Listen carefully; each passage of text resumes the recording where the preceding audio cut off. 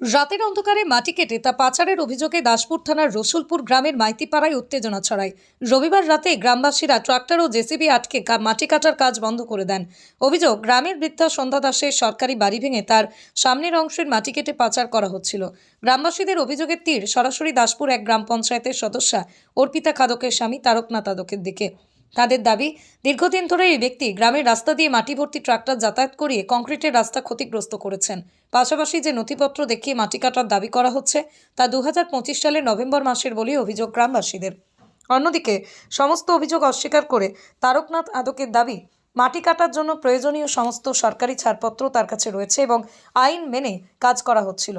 ঘটনাকে কেন্দ্র করে এলাকায় কিছুক্ষণের জন্য উত্তেজনা তৈরি হলেও পরে পরিস্থিতি নিয়ন্ত্রণে আসে। বিষয়টি নিয়ে প্রশাসনের হস্তক্ষেপের দাবি জানিয়েছেন গ্রামবাসীরা। কি মূলত অভিযোগ মূলত রাতের অন্ধকারে বেআইনিভাবে মাটি কেটে আমাদের যে সরকারি রাস্তা, সেই রাস্তার উপর তো অবৈধভাবে নিয়ে যাচ্ছে। আমরা জানতে পারার পর আমরা দেখি যে তার সিও নেই। সিও ছিল 8 তারিখের, আজকে রবিবার, কোনো কাজকর্ম আজ তো অফ আছে টোটালি। রাতের অন্ধকারে অবৈধভাবে এইভাবে মাটি কেটে টোটাল রাস্তা এখানে রাস্তাগুলোকে নষ্ট করছে, মানুষের যাতায়াতের অসুবিধা হচ্ছে। এটাই আমাদের অভিযোগ। এই জায়গাটার নাম কি? রসুলপুর। এটা কোন পাড়া? এটা মাইতিপাড়া। মাইতিপাড়া। এই মাটিটা কাদের? এই মাটিটা একটা ব্যক্তির, এটা বুড়াইদের একটা ব্যক্তির মাটি। তার নাম নাম জানো তার? নামটা জানেনি। কে নিয়ে যাচ্ছে কি? তারকনাথ খাদক অবৈধভাবে মাটি এখান থেকে। তার বাড়ি কোথায়? তার বাড়ি রসুলপুরেতেই। এবং আমরা আমাদের বিশেষত আরও অভিযোগ, এই যে পিছনে একটি বাড়ি আছে, এই বাড়িতে ইন্দিরাবাসের সন্ধ্যা বুড়াইয়ের, ঠিক আছে, অ্যাডভেস্টার এখানে অবস্থায় যে সামনে পড়ে আছে। তা সত্ত্বেও যে রাস্তাগুলো টোটালি নষ্ট হয়ে যাচ্ছে, মানুষের যাতায়াত এবং মানে এই পিছনের যে বাড়িটা দেখা যাচ্ছে ওটাও এই মাটিটা তো কেটে নিলে পুরো ধসে যাবে না? ওটা ইন্দিরাবাসের বাড়ি ভাঙার জন্য। ওই বাড়িটা যার, এই জায়গাটা কি তারই একজনেরই ছিল, সে এখন নাকি কাকে দিয়ে দিয়েছে। মানে এই যে মাটি, আমি বলছি যে মাটিটা যে কাটা চলছে, এই বাড়িটার লোকের আর মাটিটা আলাদা লোকের এরকম কি না একজনেরই? বাড়িটা ছিল যে মহিলা, হ্যাঁ, তিনি এখন কোথায়? তিনি তো বাড়িতে নেই, দেখতে পাচ্ছি বাড়ি তো খোলা অবস্থায় আছে, এবং বাকি জায়গাটা তার নাতিকে দিয়েছে।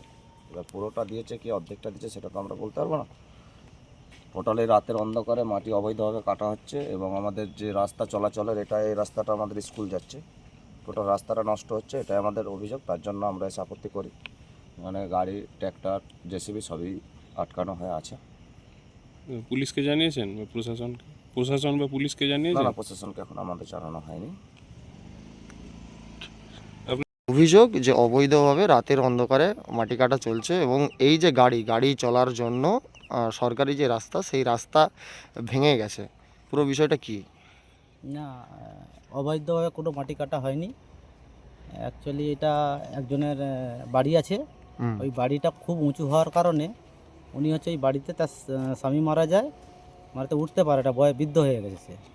সেই সূত্রে ওনার লাতিকে জমিটা দিয়ে দেয়। ওই জায়গাটা দেওয়ার কারণে উনি হঠাৎ আমার দিকে বলে, আমার স্ত্রী কাছকে এসে পঞ্চায়েত, আমার স্ত্রী পঞ্চায়েত নাম অর্পিতা খাদক, রসুলপুর গ্রাম পঞ্চায়েত 2 পঞ্চায়েত, একটা অর্পিতা খাদক, একটা সম্মানীয় খোকন খাঁ মহাশয়, দুজন আমাদের কাছে এসে আসার পরে আমি যত টুকটাক আমার নিজেরই মাটির কাজ করি, লোকের কারো করি না, টুকটাক করি নিজের কাজ হলে। সেই সূত্রে আমাকে বলে, তোর জায়গাতেই মালপত্র এখানে সব কিছু রাখতে হবে, তুই তাহলে আমার এইটুকুন কেটে ব্যবস্থা করে দে না। আমি দেখো এইভাবে তো কাটা যায় না, মাস্টার প্ল্যানের কাজ হচ্ছে, এক কাজ করুন, তাহলে তোমাকে সরকারের যেরকম সিস্টেম আছে সেই সিস্টেমের মতো করতে হবে। আমাকে বলে 1 মাস আগে, গত 1 মাস আগে আমি যথারীতি তাকে একটা দরখাস্ত আমি যে আলোচনা করে বলি যে ওনার বাড়ি আছে, উনি নিজে হাতে বাড়ি ভেঙেছে, মানে চাল টাল যা সমস্ত ছিল, চাল টাল সব খুলেছে নিজে হাতে। উনি খোলার পরে কি হবে, আমি যে ঠিক আছে দরখাস্ত দিচ্ছি, আমি যথারীতি বিএলওতে দরখাস্ত দিই। এই সেই দরখাস্ত যে আমার নিজের সহমতের এই মাটিটি, আমি এই দাগ নম্বর 2টি দেওয়া আছে, একটা দাগ নম্বর দেওয়া আছে 329, আর একটা দেওয়া আছে 49 দাগেতে যে জমিটি আছে, উনি ওই মহিলা সন্ধ্যা দাস মহিলাটির। আর একটি যে দাগে যে মাটিটি পড়বে সেটা মামদপুর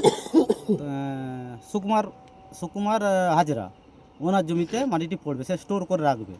যেহেতু বৃদ্ধ মানুষ, সেই সূত্রেতে এই দাগ দিকে মাটিটি কেটে ওই দাগে রাখা হবে। তার জন্যে বিএলআর থেকে পারমিশন, বিএলআর দিয়ে কি পারমিশন দিয়েছে একটু দেখান। বিএলআর থেকে পারমিশন আমি দরখাস্ত দিয়েছি যথারীতি। বিএলআর বলে পঞ্চায়েতে এই প্রধানের অঞ্চল সার্টিফিকেট চাই। আর অঞ্চলের report চাই। অঞ্চলের কি চাই ওটা? অঞ্চলের no objection certificate, NOC. NFC চাই, ঠিক আছে। আমি যথারীতি আর আধার কার্ড ভোটে পড়ে যা হয়, আমি এই যে সেই নো অবজেকশনের সার্টিফিকেট আমি 1 মাস আগে জমা করি, 15 দিন আগে জমা করি। 15 দিনের মধ্যে কোনো অফিসিয়ালি কাজের জন্য আজকাল করে জজ দিই। এই যে মহাশয় আমাকে দিয়েছে, প্রধান মহাশয়, ঠিক আছে। আচ্ছা, তারপরে ওইখানে কাজ হয়ে যাওয়ার পরে বিএলওতে দিই। বিএলও বললো থানার সাথে একটু কথা বলে আপনি যেহেতু ঘর ভাঙা, আপনি বিজনেস করছেনই, তাহলে ঘর ভাঙা এটুকুন করতে পারবেন আপনি। থানাতে যথারীতি যাই, যে বিএলওর কাগজ সমস্ত থানাতেও দেওয়া হয়। রয়্যালটির যে ব্যাপারটা ওটা কোনটা? এইটা মালথিনি কিন্তু অভিযোগ করছে যে 8 তারিখের রয়্যালটি ওনারা অভিযোগ করছে। অফিসিয়ালি ব্যাপার, এটা আমি বলতে পারবো না। আমি মালথিনি এখন তো আগে শুনেছি যে আগে যখন তো মাটি কাজ করেছি গত বছর, আমার নিজের কাজ, সেইটা হচ্ছে প্রত্যেকদিন স্ট্যাম্প মারার ব্যাপার ছিল, প্রত্যেক গাড়ি পিছু রয়্যালটি কাটার ব্যবস্থা ছিল।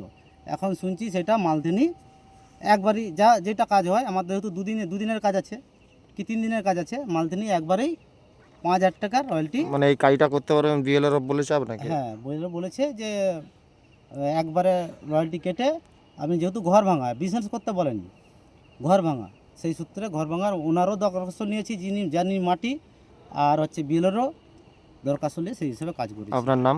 আমার নাম তারকনাথ আদক, গ্রাম রসুলপুর। আপনার স্ত্রী পঞ্চায়েত? আমার স্ত্রী কি পঞ্চায়েত নাম তার? অর্পিতা আদক।